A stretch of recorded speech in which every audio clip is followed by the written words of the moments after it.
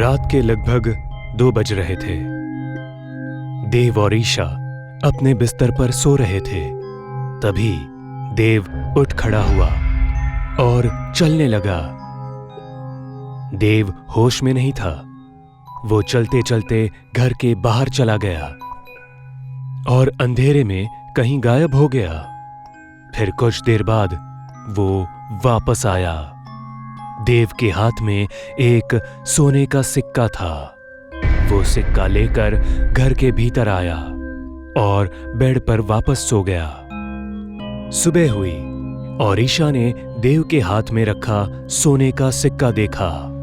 वाह, मेरे लिए सोने का सिक्का लाए। मैं आपको कल बोल ही रही थी सोना खरीदने, और आज आप ले भी आए। बहुत अच्छा किया। देव इस बात से अनजान था। उसे पता नहीं था कि उसके पास सोने का सिक्का कहां से आया।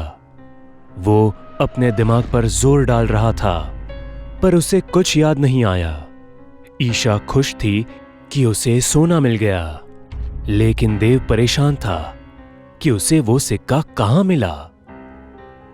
खैर, दिन बीता और आधी रात देव फिर से उठा और अंधेरे में कहीं चला गया। कुछ देर बाद वो लौटा एक और सोने के सिक्के के साथ।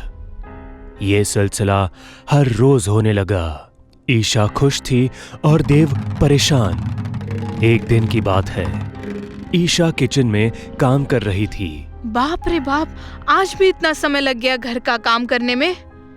देव, ये डब्बा उतारो, मेरा हाथ ही नहीं जा रहा है। देव, यहाँ आओ ना। देव, सुन रहे हो या नहीं?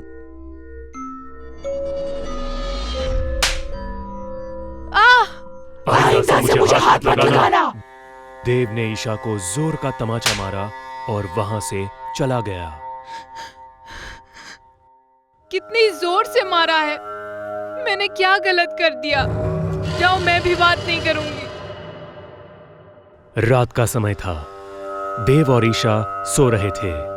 नींद में ईशा ने देव की छाती पर हाथ रखा। देव अपनी आंखें गुस्से में खोलता है और ईशा की तरफ देखता है और गुस्से में ईशा को जोर से लात मार के बेड से नीचे गिरा देता है।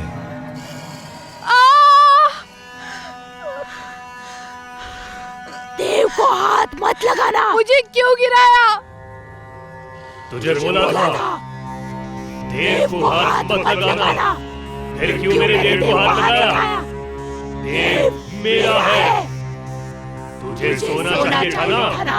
हर दिन सोना मिल रहा है तो सोने से खुश रह। देव को भूल जा। कैसी बातें कर रहे हैं आप? देखिए, मेरे सिर से खून निकल रहा है। देव ईशा के पास जाता है। तू मरेगी, मेरे हाथों से मरेगी। देव ईशा का गला पकड़ के हवा में उठा लेता है। ईशा का दम घुटने लगता है। तभी किसी के चलने की आवाज आती है। एक अघोरी खिड़की के पास आकर खड़ा हो जाता है। अघोरी को देख देव बेहोश हो जाता है और ईशा भागते हुए घर के बाहर अघोरी के पास जाती है। मुझे भगवान के लिए बचा लीजिए। मेरे पति मुझे मार डालेंगे। वो तेरा पति नहीं है। तेरे पति के अंदर एक चुड़ैल का वास है। वही चुड़ैल तेरे पति से ये सब करवा रही है। क्या? मैं आपके सामने हाथ जोड़ती हूँ, मेरे पति को बचा लीजिए। ये सब तेरी वजह से हुआ है। तेरे पति की ऐसी हालत तेरी वजह से हुई है। मैंने कुछ नहीं किया। याद कर कुछ दिन पहले। कितने दिनों से कह रही हूँ मुझे सोना चाहिए। अरे कहाँ से दिलवाऊं तुम्हें सोना? इतनी महंगाई है, पैसे बचते कहाँ हैं जिससे मैं तुम्हारे लिए सोना खरीदूं? वो मुझे नहीं सुनना। ऐसा था तो शादी करने के पहले क्यों नहीं बोला? तुम्हारे जैसा पति किसी को ना मिले। मेरी तो जिंदगी ही नरक हो गई तुम्हारे साथ।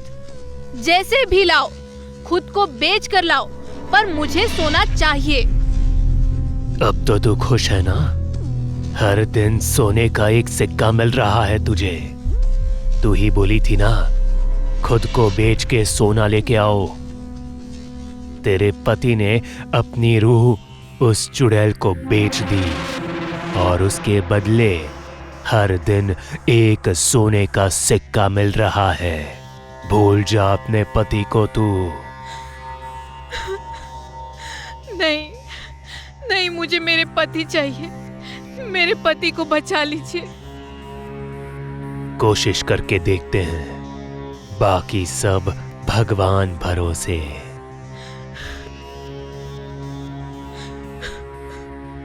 ठीक है, लगता है देव उठ गया। चुप करके मेरे पीछे आ। रात के 2 बजे थे।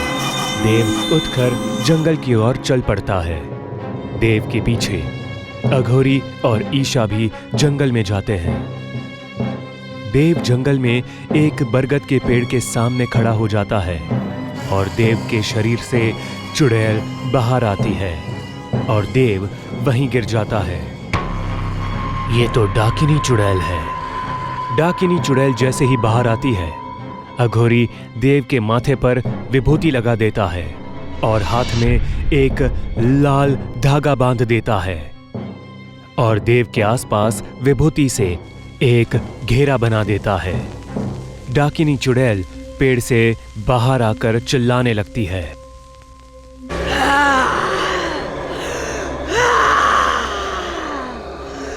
अघोरी, मुझे देव के शरीर में जाने दे।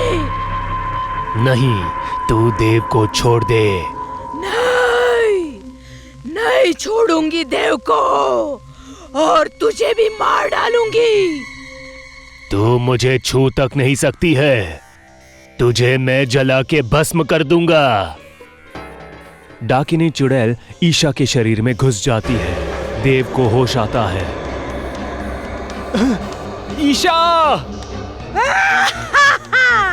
मुझे भस्म कर, मेरे साथ ये भी मरेगी।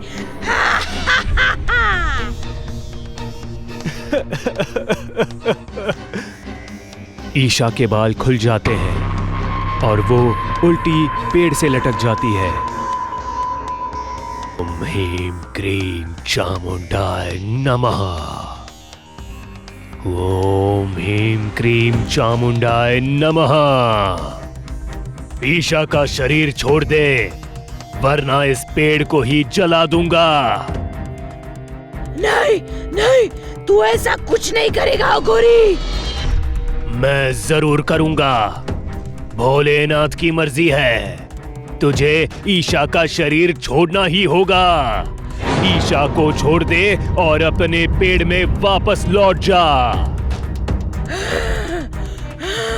ठीक है, मैं जा रही हूँ। डाकिनी चुड़ैल ईशा का शरीर छोड़कर बरगद के पेड़ में घुस जाती है।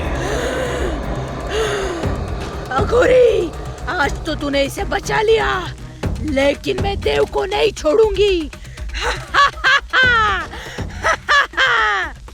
अघोरी ने गुस्से में पेड़ की ओर देखा और फिर उसने अपनी शक्ति से बरगद के पेड़ को आग लगा दी।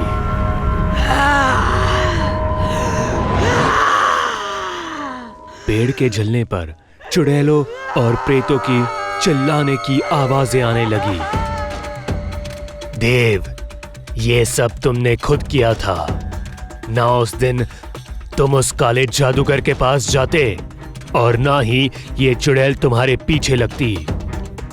इंसान अपने लोभ और स्वार्थ के लिए काले जादू का इस्तेमाल तो कर लेते हैं, पर वही काला जादू उसके पतन का कारण बन जाता है। अब भी वक्त है, सुधर जाओ। इस बार मैंने तुम्हें बचा लिया, हर बार नहीं आऊंगा। घर जाओ और जो कुछ भी तुम्हारे पास है उसी में खुश रहो। ज्यादा का लालच मत करो।